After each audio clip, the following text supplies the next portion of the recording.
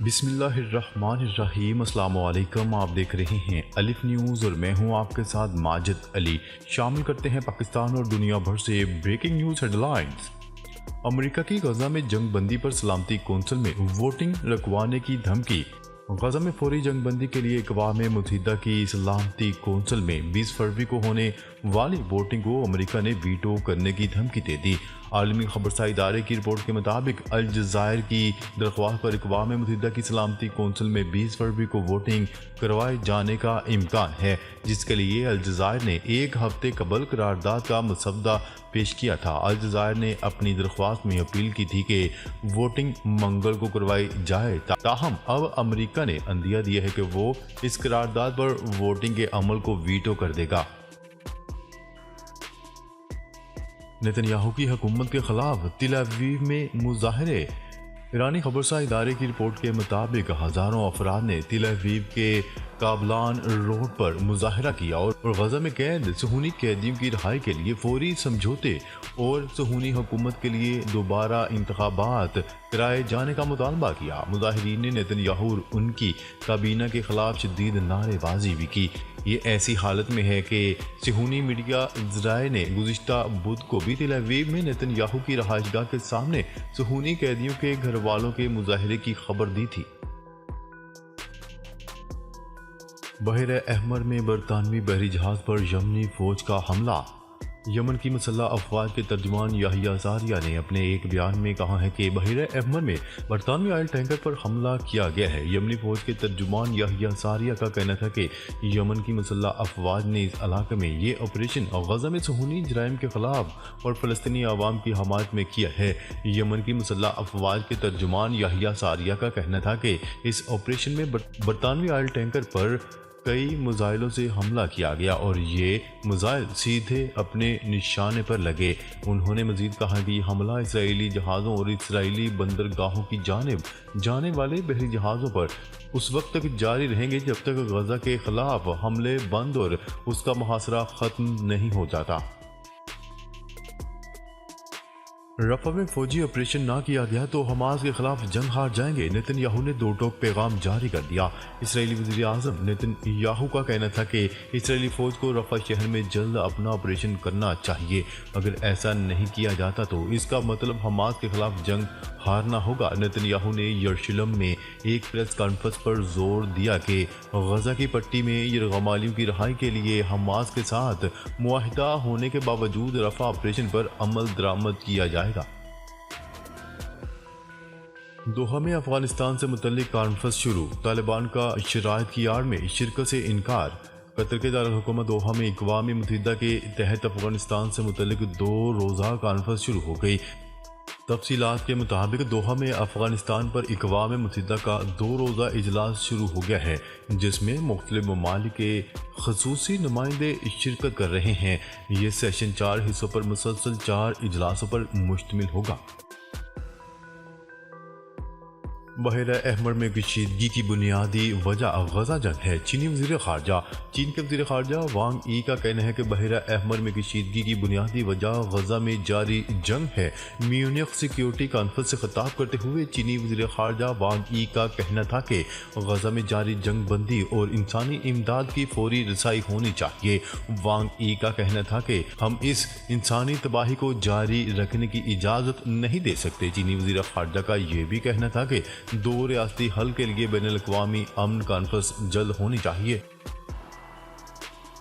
रूस में पुतिन मुखालिफ अपोजिशन रहनुमा की मौत के बाद मुजाहरे। 212 अफराद गिरफ्तार। रूसी जेल में पुतिन मुखालिफ अपोजिशन रहनुमा अलेक्सी नवाल्नी की पुरस्कार मौत के बाद नवाल्नी के हामियों ने कई रूसी शहरों में मुजाहरे किए, जिसके बाद सिक्योरिटी फोर्सेज ने 212 अफराद को गिरफ्तार कर लिया। रूस में इंसानी हुकूक की सूरत हाल की निगरानी करने वाले ग्रुप के मुताबिक नवाल्नी की पुरस्कार मौत के बाद 21 शहरों से 212 मुजाहिरीन को गिरफ्तार किया गया। रूस ने यूक्रेन के एक और अहम शहर पर कब्जा कर लिया। रूस ने पेशकदमी जारी रखते हुए यूक्रेन के एक और अहम शहर अयोध्या पर कब्जा कर लिया। मीडिया रिपोर्ट्स के मुताबिक रूसी फौज से लड़ाई में 1500 यूक्रेनी एहलकार मारे गए हैं। डोंसे के शिमाली शहर पर कब्जा कर्नल जनरल मोरीदो की क़यादत में हुआ। रूसी वजारत दिफा का कहना है कि अयोध्या का शहर आज़ाद करवाने से मजीद आगे बढ़ने में भी मदद मिलेगी और डोनेत्स्क के दारुल-हुकूमत पर यूक्रेनी हमले रोकना भी मुमकिन हो गया है। मोदी सरकार का सिख किसानों पर बदतरीन तशद्दुद। भारत में किसानों का दिल्ली चलो मार्च जारी, जबकि मोदी सरकार और हरियाणा पुलिस की जानिब से सिख किसानों पर बदतरीन तशद्दुद किया गया। भारतीय मीडिया के मुताबिक दिल्ली चलो मार्च के मुजाहिरीन पर हरियाणा पुलिस का शेलिंग और पेलेट गन से वार जारी। मुजाहिरीन के खिलाफ पेलेट गन के इस्तेमाल के बाद 3 किसान बिनाई से महरूम हो गए। हरियाणा पुलिस ने किसानों को दिल्ली की तरफ मार्च से रोकने के लिए मुजाहिरीन पर आंसू गैस के गोले और रबड़ की गोलियां चलाई गई। रिपोर्ट के मुताबिक भारतीय पुलिस के तशद्दुद से 100 से ज्यादा मुजाहिरीन को शदीद जख्मी हालत में अस्पताल मुंतकिल कर दिया गया है। यूक्रेन का 3 रूसी लड़ाका तैयारे मार गिराने का दावा। यूक्रेन ने रूस के 3 लड़ाका तैयारे मार गिराने का दावा कर दिया। यूक्रेनी अफवाज के मुताबिक मशरकी यूक्रेन में रूसी लड़ाका तैयारों को मार गिराया। 1 Su-35 और 2 Su-24 लड़ाका तैयारे तबाह किए गए हैं। मुसलसल 2 रोज़ा इजाफे के बाद रुपए के मुकाबले में डॉलर की कदर में कमी। मुल्क में रुपए के मुकाबले में डॉलर सस्ता हो गया। स्टेट बैंक ऑफ पाकिस्तान के मुताबिक इंटर बैंक में कारोबार के इख्तिताम पर डॉलर 2 पैसे सस्ता हुआ है। गुज़िश्ता रोज़ कारोबार के इख्तिताम पर डॉलर 3 पैसे महंगा होकर 279 रुपये 38 पैसे पर बंद हुआ था। वाज़ेह रहे कि मुसलसल 2 रोज़ इजाफे के बाद रुपए के मुकाबले में डॉलर की कदर में कमी हुई है। इंटर बैंक में आज कारोबार के इख्तिताम पर डॉलर 279 रुपये 36 पैसे का है। GDA ने इंतखाबात में धांधली के खिलाफ 20 फरवरी को धरने का ऐलान कर दिया। सेक्रेटरी इत्तलात GDA ने अपने एक बयान में जाम शोरो धरने में शिरकत पर सियासी जमातों से इजहार तशक्कुर करते हुए कहा कि जमहूरी हक के हसूल तक जिदोजहद जारी रहेगी। कमिश्नर रावलपिंडी ने धांधली का एतराफ़ कर लिया। कमिश्नर ने जाली मैंडेट की बिल्ली को थैले से बाहर फेंक दिया। GDA का मुतालबा है कि इस जारी इलेक्शन को कलादम करार दिया जाए और इलेक्शन कमीशन ने गैर जानबदार इंतखाबात करवाए। पाकिस्तान में बड़े पैमाने पर समाजी राब्तों की वेबसाइट ट्विटर की सर्विस तातुल का शिकार हो गई। मारूफ अदारे नेटब्लॉक्स के मुताबिक ट्विटर की सर्विस में तातुल कल रात 9:10 पर शुरू हुआ। नेटब्लॉक्स ने कहा है कि ये खलल इंतखाबी धांधली के इल्जामात की वजह से बढ़ती हुई बेचैनी, मुजाहिरों और सीनियर अफसरान के इस्तीफों के पस मंजर में सामने आया है।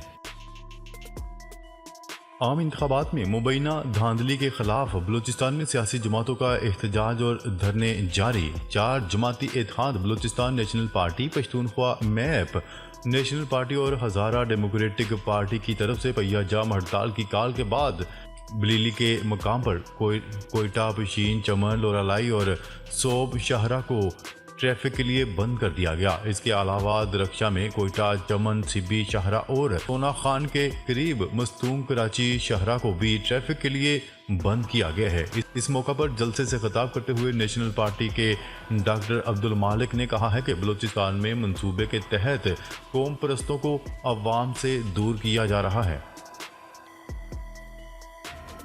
सेनेट का इजलास 19 फरवरी को तलब सेनेटर्स अलविदाई तकारीर करेंगे।